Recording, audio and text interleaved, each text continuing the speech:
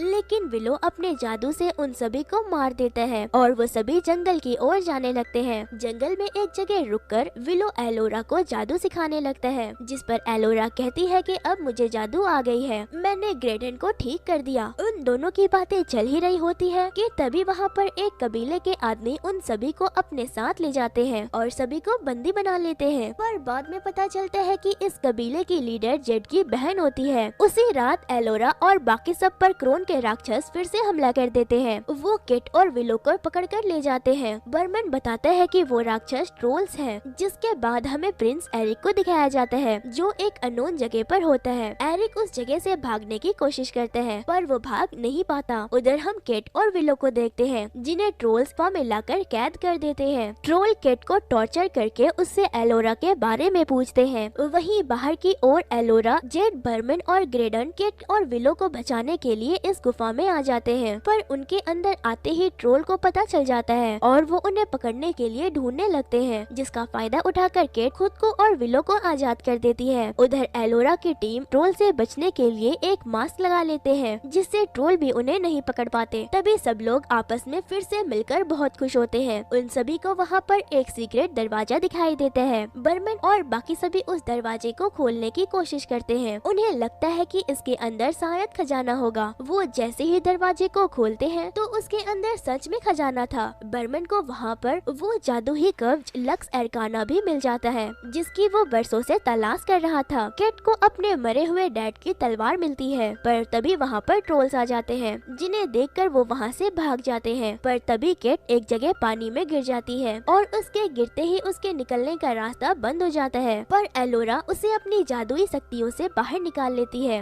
वो जैसे ही उस जगह से बाहर निकलते हैं तो उन्हें बिखरा समुंदर दिखाई देता है। इस समुंदर के पार ही क्रोन रहती है। वो वहाँ मौजूद एक झोपड़ी में चले जाते हैं। झोपड़ी के अंदर एक आदमी उनसे कहता है कि अगर तुम्हें इस समुद्र को पार करना है तो मैं तुम्हें अपनी बग्गी दे सकता हूँ जो एक समुद्री जीव से चलती है, पर बदले में तुम लोगों को मुझे पैसे देने होंगे। विलो उसकी बात मान लेते हैं और उस बग्गी को लेकर समुद्र को पार करने निकल पड़ते हैं। पर तभी क्रोन के भेजे हुए राक्षस उन पर हमला कर देते हैं जिन्हें ग्रेडन अपनी शक्तियों से मार देता है। असल में ग्रेडन भी एक जादूगर है लेकिन इस लड़ाई में समुद्री जीव घायल हो जाता है। वहीं दूसरी ओर एरिक को वहाँ पर एक लड़की मिलती है। मुझे कुछ दानव यहाँ पकड़ कर ले आए हैं, तुम यहाँ कैसे पहुँची? जिस पर वो लड़की उल्टी सीधी बातें करने लगती है और एरिक को महल के अंदर ले जाती है जहाँ पर एक येलो रोशनी का दरवाजा होता है। वो उसे उस रास्ते के अंदर जाने को कहती है पर एरिक वहाँ से भाग जाता है। लेकिन वो लड़की एरिक को अपने बस में करके एक पीला पानी पिला देती है जिससे वो उस लड़की के बस में हो जाता है। असल में ये लड़की कोई और नहीं बल्कि क्रोन ही होती है। उधर चलते चलते विलो एलोरा को काफी शक्तिशाली जादू करना सिखाता है। बर्मन भी उस चाबी को कब्ज में लगाता है जो उसे कुएं से मिला था पर वो बर्मन के ऊपर काम नहीं करता और इसी बीच विलो को अपनी बेटी के सपने आने लगते हैं कि वो किसी खतरे में है। विलो वहाँ से जाने के लिए कहता है पर एलोरा उससे रोक लेती है। वो कहती है कि हम आपके बिना कुछ भी नहीं कर पाएंगे। अब समुद्री जीव के घायल होने की वजह से उन सभी को अपना सफर पैदल ही करना पड़ता है। थोड़ी दूर चलकर उन्हें अपने सामने एक बहुत बड़ी समुद्र दिखाई देती है जिसके आगे ही उस शहर का रास्ता था जहाँ एरिक है। केट और एलोरा उसमें घुस जाते हैं और खाई से निकलकर उन्हें वो शहर दिखाई देता है जिसमें क्रोन और एरिक है। वो उसके अंदर चली जाती है। तभी उन्हें अपने सामने एरिक खड़ा मिलता है जो अब क्रोन के वश में था। वो एलोरा को उसके नाम से बुलाता है और कहता है कि मुझे क्रोन ने तुम्हारे बारे में सब कुछ बता दिया है। वो बहुत अच्छी है। वो चाहती है कि तुम दोनों भी उसके यहाँ से निकलने में मदद करो। जिस पर केट उससे कहती है कि मेरे भाई तुम्हें उसने अपने काबू में कर लिया है। वो असल में हम सबको मारना चाहती है पर एरिक की जान बचाने के लिए वो दोनों महल के अंदर चली जाती है जहाँ क्रोन उनसे कहती है कि तुम्हें बस ये येलो रोशनी के अंदर जाना है। जैसे ही एलोरा और केट उसके अंदर जाती है तो उन्हें वहाँ अपना परिवार दिखाई देता है। केट को उसकी मॉम यानी रानी सौरसा भी दिखाई देती है जो एलोरा से माफी मांगती है कि उसने इतने साल उससे झूठ बोला। अब एलोरा के बाकी के साथी भी इस जगह तक पहुँच जाते हैं पर उन्हें एक तूफान पत्थर में बदल देता है। उधर एरिक एलोरा को वो पीला पानी पिलाने की कोशिश करता है पर तभी वहाँ विलो आ जाता है और अपने जादू से एलोरा के इस सपने को तोड़ देता है। असल में क्रोन एलोरा को एक सपना दिखा रही थी और वो बस उसको अपने कब्जे में करने ही वाली थी लेकिन विलो ने उसे बचा लिया। एलोरा के जागते ही बाकी सभी लोग भी पत्थर से इंसान में बदल जाते हैं। क्रोन भी अब अपने असली रूप में आ जाती है जो बहुत डरावनी होती है। ग्रेडन क्रोन पर अपनी सारी शक्तियों को एक करके वार करता है पर उसका उस पर कोई असर नहीं होता। तभी क्रोन अपने जादू से ग्रेडन को पीले रोशनी में फेंक देती है जिससे ग्रेडन की मौत हो जाती है। उधर बर्मन वो जादुई कब्ज केट को दे देता है। वो उससे कहता है कि तुम इसे इस्तेमाल करो, शायद मैं इसके काबिल नहीं हूँ। इसके बाद एलोरा क्रोन से लड़ने लगती है पर क्रोन बहुत ही ज्यादा ताकतवर होती लगती है। वो एलोरा के ऊपर भारी पड़ रही थी, जिस पर विलो एलोरा से कहता है कि तुम्हें उससे डरना नहीं है, वो तुम्हारे डर का फायदा उठा रही है, तुम उसे मार सकती हो। विलो की बात सुनकर एलोरा बिना डरे क्रोन का सामना करती है और अपनी पूरी जादुई शक्तियों से उसके सीने पर वार करती है, जिससे क्रोन के सीने में छेद हो जाता है और वो मरने लगती है। पर मरते मरते वो एरिक को अपने पास बुलाकर उससे कहती है कि अब तुम्हें ही बर्मुडा की इस लड़ाई को लड़ना होगा। वो एरिक को अपनी सारी शक्तियाँ देकर मर जाती है और उसके मरते ही एरिक भी शैतान बन जाता है। तभी कैट वो कवच पहन लेती है। उसके उस कवच को पहनते ही वो पूरा सूट बन जाता है, जिससे कैट के अंदर भी अब बहुत शक्तियाँ आ चुकी थी और वो अपने शैतानी भाई से लड़ने लगती है। कैट एरिक से कहती है कि तुम्हें इस काली शक्तियों से लड़ना होगा, मैं तुम्हें मारना नहीं चाहती हूँ। जिस पर विलो उसे अपनी छड़ी का क्रिस्टल निकाल कर देता है और कहता है कि इसकी मदद से तुम इसे अंधेरे की दुनिया से बाहर ला सकती हो। जैसे ही कैट एरिक के सीने पर उस क्रिस्टल को रखती है तो एरिक को उसके बचपन की याद आने लगती है और वो तभी बिल्कुल ठीक हो जाता है, जिसे देखकर सभी बहुत खुश होते हैं और इस जगह से वापस अपने घर जाने लगते हैं। पर उन्हें ग्रेडन के मरने का बहुत दुख था। तभी हमें ग्रेडन को दिखाया जाता है जो एक जगह पर है जहाँ बहुत सारे लोग मरे पड़े हैं और उसके सामने एलोरा खड़ी है, जो उससे कहती है कि मैं इस जंग को अकेले नहीं लड़ सकती, तुम्हें मेरी मदद करनी होगी और इसके बाद हम दोनों पूरी दुनिया पर राज करेंगे। पर हमें ये तो पता है कि ये एलोरा नहीं है। अब ये कौन है इसका पता तो हमें सीजन 2 में ही चलेगा और इसी सस्पेंस के साथ ये सीरीज का पहला सीजन यहीं पर खत्म हो जाता है। तो दोस्तों कैसी लगी आपको आज की एक्सप्लेनेशन मुझे कमेंट में करके जरूर बताएं और अगर आप इस पूरी मूवी को देखना चाहते हैं तो नीचे डिस्क्रिप्शन में दिए गए लिंक पर जाकर उसे एंजॉय कर सकते हैं। फिर मिलती हूँ किसी और इंटरेस्टिंग सी मूवी की एक्सप्लेनेशन के साथ, तब तक के लिए thank you and bye bye.